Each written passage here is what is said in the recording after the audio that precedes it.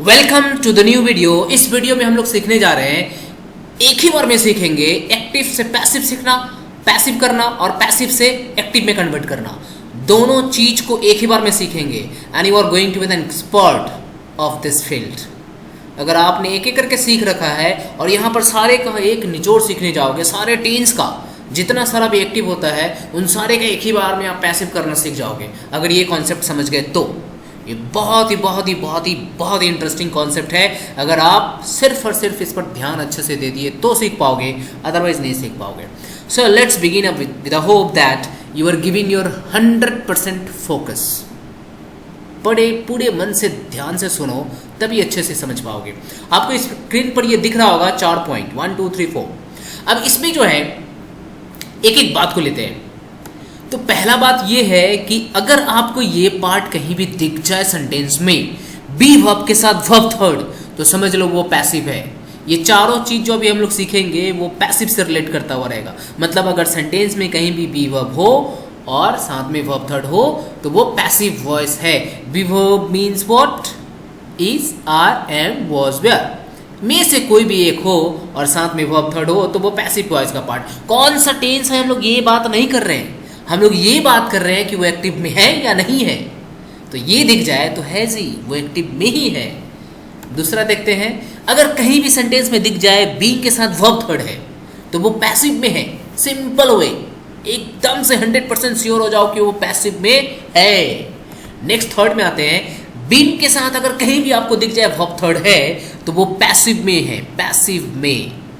ठीक है, बी के साथ ओनली बी वर्ड लिखा रहेगा, be verb. I am not talking about be verb, इसके बारे में बात नहीं कर रहा हूँ, इज़ारम के बारे में बात नहीं कर रहा हूँ। बी लिखा हुआ कहीं भी रहेगा और साथ में उसके वर्ब थर्ड होना चाहिए, then must be the sentence in passive voice. तो ये चार जो स्ट्रक्चर आपको दिख रहा है, अगर सेंटेंस में कहीं भी दिख जाए तो वो पैसिव का पार्ट है। ठीक है, और अगर ये ना दिखे तो सिंपल बात, एक्टिव होगा वो।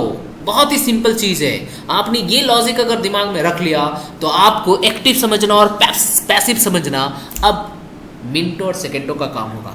ठीक है, तो हम लोग करते क्या है, ये जो पैसिव वाला पार्ट आपको दिख रहा है, ये सब हेल्पिंग वर्ब, ये सारा हम लोग एक्टिव में इसको इग्नोर कर देते हैं। हम लोग इज़ार को, वाज वेयर को नहीं लेंगे, बीइंग को नहीं लेंगे, फिर से बिन को नहीं लेंगे, फिर से बी को नहीं लेंगे, इसको हटा देते हैं। बस इतना आपको दिमाग में रखना है। तो ये 4 पॉइंट में हम लोग ने 8 बात सीखा।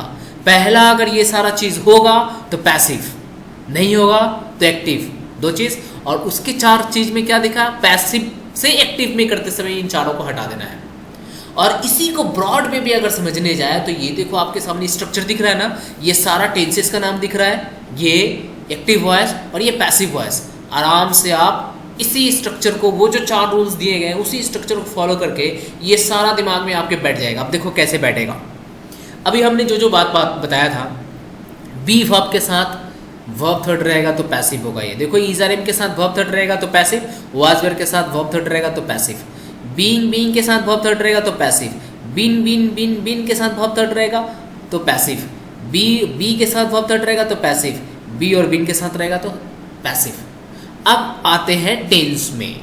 इज़ारम के साथ अगर वर्ब थर्ड रहा तो क्योंकि इज़ारम प्रेजेंट में होता है तो ये प्रेजेंट का पैसिव वॉइस है। वाज वेयर के साथ वर्ब थर्ड रहेगा तो ये past indefinite, simple past tense का पैसिव वॉइस है। बीइंग अगर कहीं दिख जाए तो कंटिन्यूअस हमेशा समझना, और उसके पहले अगर इज़ारम आ गया तो ये प्रेजेंट और ये कंटिन्यूअस, प्रेजेंट कंटिन्यूअस का ये पैसिव वॉइस है। उसी तरह वाज वेयर के साथ बीइंग आएगा मतलब ये पास्ट कंटिन्यूअस। देख लो, ये नाम लिखा हुआ है सारा, इसके रेफरेंस में आप देख लो। हैज हैव के साथ बीन वर्ब थर्ड आ जाए, बीन आ गया तो समझ लो वो प्रेजेंट परफेक्ट है। हैज हैव क्या होता है, प्रेजेंट होता है। हैड के साथ अगर बीन दिख जाए तो ये हैड क्या होता है, पास्ट होता है, तो पास्ट परफेक्ट हो गया वो। विल सेल के साथ हैव के साथ वर्ब थर्ड है, बीन है, तो क्या हो जाएगा वो फ्यूचर परफेक्ट। विल सेल के साथ वी वर्ब थर्ड रहेगा तो क्या हो जाएगा वो सिंपल फ्यूचर। अब बी के साथ पहले मॉडल वर्ब है, मॉडल वर्ब कैन, कुड, ये सारा आपने पढ़ रखा है, समझ रखा है। तो वो अगर हो जाए, मॉडल वर्ब इसको भी कहते हैं, तो अगर वो हो जाए तो कहने का मतलब मॉडल पैसिव है, मॉडल पैसिव है। और अगर इन्फिनेटिव रहे, मतलब बी के साथ वर्ब थर्ड रहे लेकिन उसके पहले टू रहे, हैव बीन रहे और उसके पहले टू रहे, तो समझ लो ये क्या है, इन्फिनेटिव पैसिव है, तो हम इन सब चीज़ को हटा देंगे। जो जो आपको इधर में रेड में दिख रहा है उन सारे चीज़ को हटाएंगे, तो वो एक्टिव में लाते समय ये वाला पार्ट ला देते हैं। अब देखो इसमें और इसमें दोनों पार्ट में, एक्टिव वाले पार्ट में और पैसिव वाले पार्ट में कुछ मैच करता हुआ रहेगा और कुछ मिसमैच करता हुआ रहेगा। देखो रेड से जो जो पार्ट दिया गया है ना वो मिसमैच करता हुआ है, मतलब उसको हटा देना है।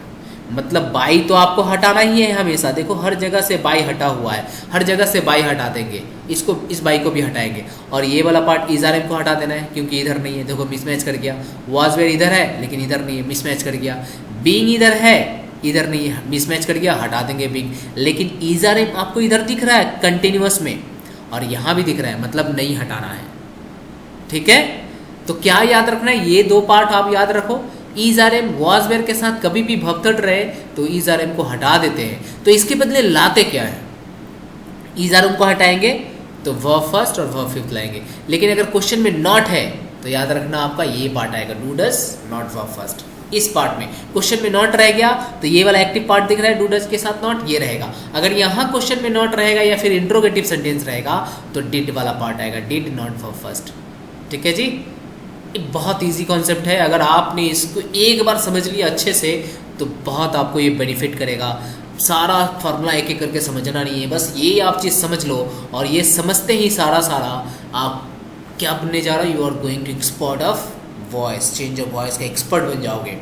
एक झटके में आपको एग्जाम में ये सारा याद रखना नहीं है, सिर्फ आपको टेक्निक याद रखना है। देखो क्वेश्चन से ही आपको टेंस निकाल लेना है और उसी से समझ लेना है कि हाँ क्या रखना है क्या नहीं रखना है। तो ये लाल वाला पार्ट जो जितना सारा दिखेगा ये नहीं रखना है, तो क्या रखना है, यही जो हेल्पिंग वर्ब आपके साथ रहेगा।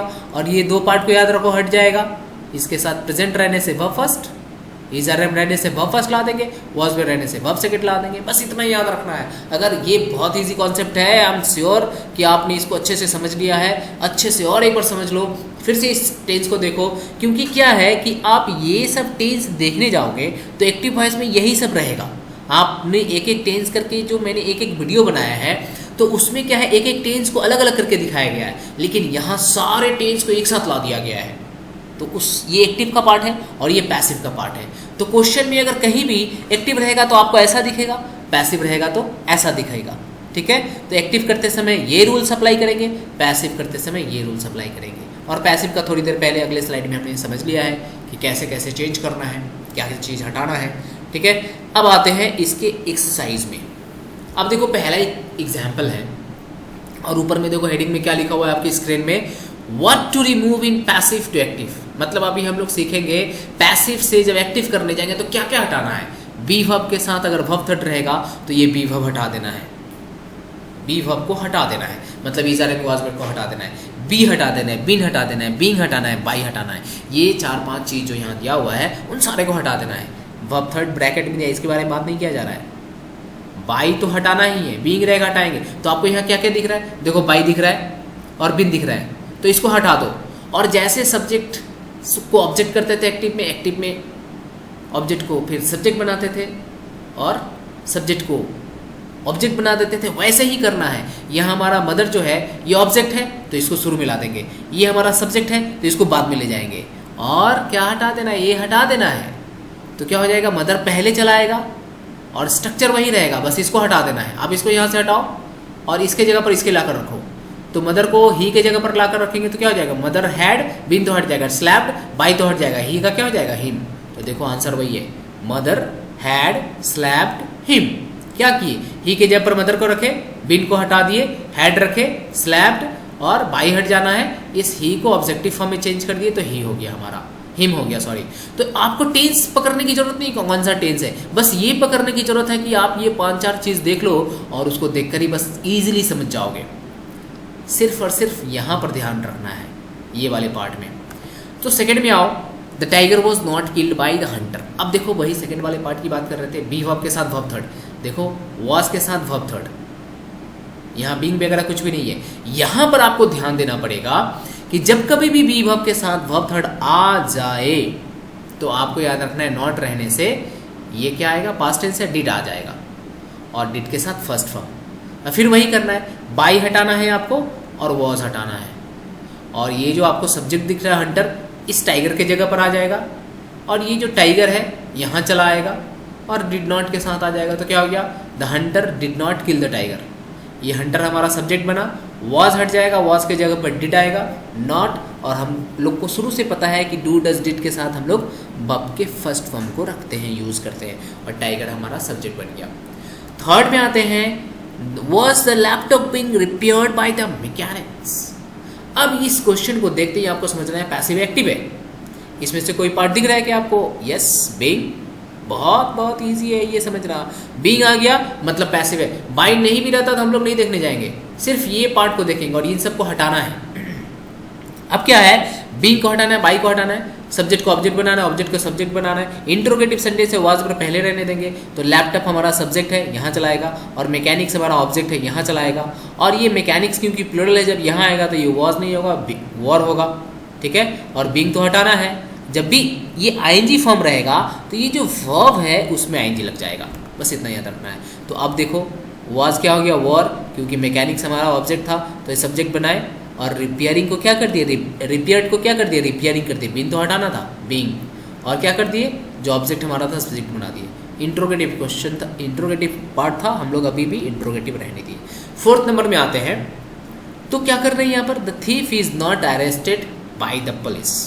अब इस क्वेश्चन को देखना है कि इसमें भी बी वर्ब के साथ वर्ब थर्ड आया है, मतलब यही पार्ट है, मतलब बी वर्ब को हटाना है, इज को हटाना है, और बाई तो हटाना ही हटाना है, और ऑब्जेक्ट को सब्जेक्ट बना। और क्योंकि नॉट आ गया तो आप याद रखो, सिंपल प्रेजेंट टेंस में क्या करते थे, डू डज आएगा, बस यही दो पार्ट याद रखना है।